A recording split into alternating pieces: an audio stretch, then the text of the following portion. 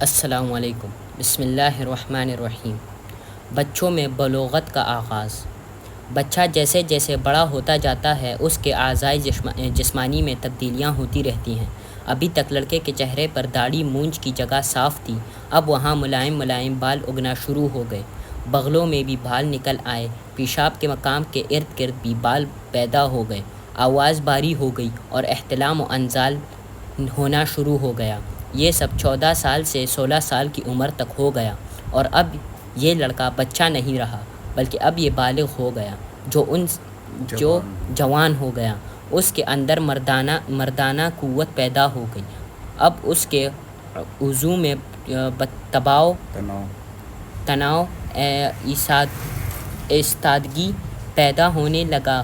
حالانکہ بالغ ہونے سے پہلے بھی تناؤ پیدا ہوتا تھا، مگر وہ تناؤ دوسری نوعیت کا اور نامکمل تھا، مثانے میں پیشاب بھر جانے یا خارش وغیرہ سے بھی ہوتا تھا۔ اس میں جنسی جذبات و اکساہٹ کو دخل نہ تھا۔ جب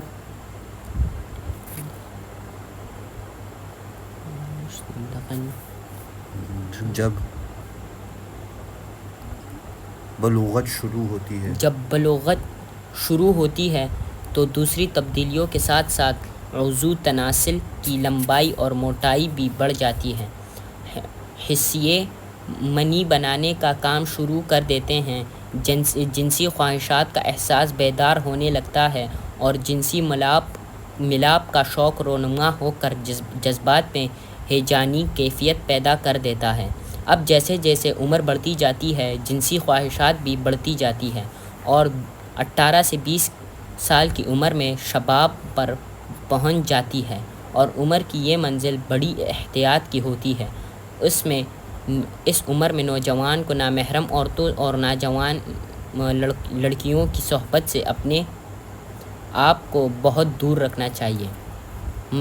مثل مشہور ہے کہ جوانی دیوانی ہوتی ہے۔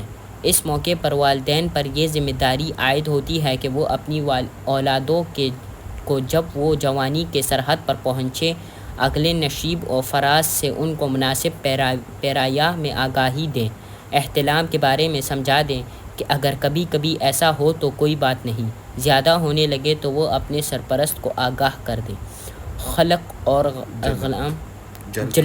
جلک اور اغلام کے نقصانات سے باخبر کر دیں، اور غلط قسم کے لڑکوں کی صحبت سے بچتے رہیں، اور لڑکیوں کی پرچائی سے بھی دور رہیں۔ جہاں ایک ہی مکان میں کئی خاندان رہتے ہوں وہاں تو اور زیادہ احتیاط اور نگرانی کی ضرورت ہے کہ آج کل بے پردگی عام ہے اور شرم و حیا رخصت ہو رہی ہے۔ احتلام۔ بالغ ہونے کے بعد ہر نوجوان کو جس مرض سے سب سے پہلے واسطہ پڑتا ہے وہ احتلام ہے۔ نیم خوابی کی حالت میں شہوت انگیز خواب دیکھنے کے بعد بغیر ارادہ اور خواہش کے معنی کا خارج ہونا احتلام کہلاتا ہے۔ بعض لوگ اس کو خواب ہو جانا بھی کہتے ہیں۔ اگر خیالات میں پاکیزگی نہ ہو تو ذہنی شہوت خواب کی حالت میں عضو میں انتشار پیدا کر کے منی خارج کر دیتی ہے۔ جو لوگ سن بلوغ کو پہنچ جائے اور شادی نہ ہوئی ہو اور وہ اخراج منی کا کوئی غلط طریقہ بھی اختیار نہ کرے تو ایسے لوگوں کو مہینے میں 1-2 بار احتلام ہو جائے اور اس کے بعد ان میں ضعف اور کمزوری کی علامت نہ پائی جائے تو اسے مرض قرار نہیں دیا جا سکتا، مگر جب احتلام جلد ہونے لگے تو اس کو مرض سمجھ کر علاج کرانا چاہیے۔ دوسرے تیسرے دن یا روزانہ اور پھر دن رات میں کئی بار احتلام ہونے لگے تو اس سے بدن ضعیف، سر میں درد، چکر، مزاج میں چڑچڑاپن پیدا ہو جاتا ہے، مریض کاہل اور کمزور ہو جاتا ہے اور چہرے پر بے رونقی آ جاتی ہے۔ احتلام کو مرض کی شکل اختیار کرنے کے بھی کئی وجوہ ہیں۔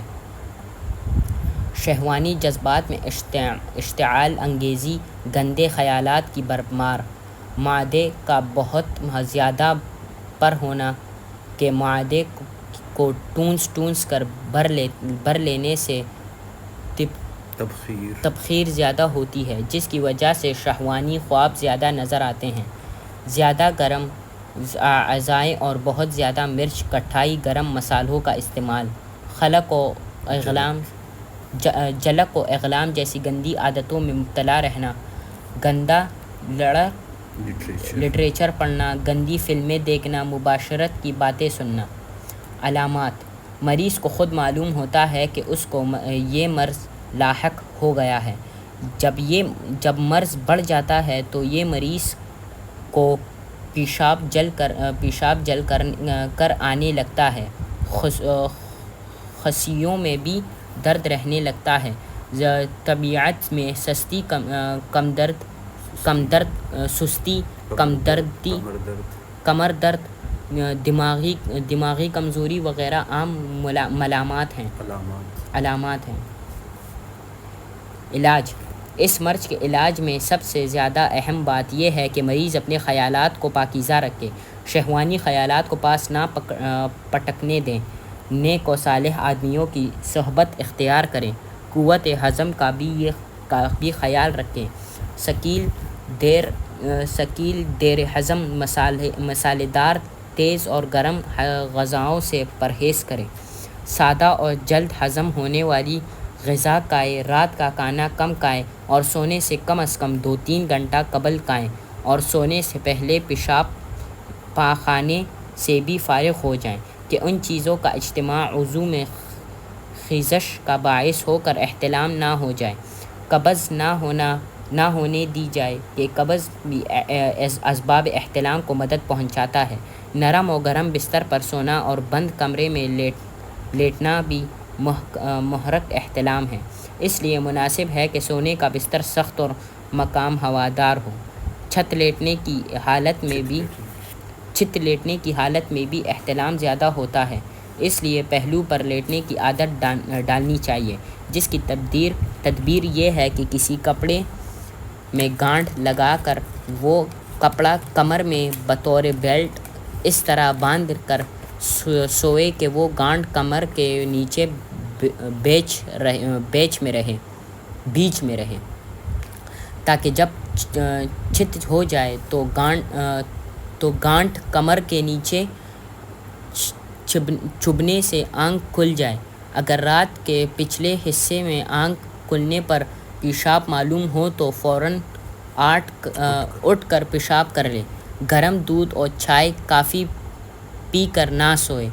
سوتے وقت وضو کو ٹھنڈے پانی سے دھارنا بھی مفید ہے۔ علاج: چونکہ یہ مرض وضو کی حس بڑھ جانے سے ہوتا ہے، اس لیے حس کو کم کرنے کے لیے ذیل کے نسخے میں سے کوئی نسخہ استعمال کریں۔ کچھ حصہ اول میں تحریر کر چکا ہوں، مزید جریاں کے بیان میں دیکھ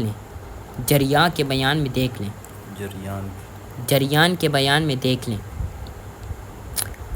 برادہ سندل سفید، کشنیز خشک دھنیا، تخم خشخاش، سفید تخم خرجہ، سروالی ہر ایک، خروفہ سروالی ہر ایک 6 ماشا پانی میں پیش کر 2 تولہ شربت نیلوفر ملا کر صبح اور تیسری پہر پی لیں، گرم مزاجوں کے لیے بہت مفید ہے۔ کشنیز خشک، تخم خشخاش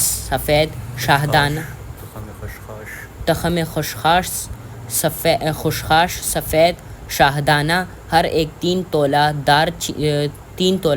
دار چینی، بڑی الائچی ہر ایک 3 ماشا کا صفوف بنا کر سب کے برابر شکر سفید ملا کر 6 ماشا صبح اور شام بکری کے دودھ کے ہمراہ استعمال کریں۔ گردوں کے مقام پر سیسہ کا ٹکڑا باندھ کر سونا بھی مفید ہے۔ یہ سیسہ کی 1 انچ چوڑی پلیٹ چھاپے خانوں میں بآسانی مل جاتی ہے، ملائم ہونے کی وجہ سے مڑ بھی جاتی ہے۔ اس میں سوراخ کر کے دونوں گردوں کے دونوں گردوں کی جگہ میں باندھا جا سکتا ہے۔ اول کچھ تکلیف دیتا ہے کہ پھر عادت ہو جاتی ہے۔ نوٹ: اگر مریض اس مرض کی ہومیوپیتھک دوائی علیحدہ سے تحریر کی جائے گی۔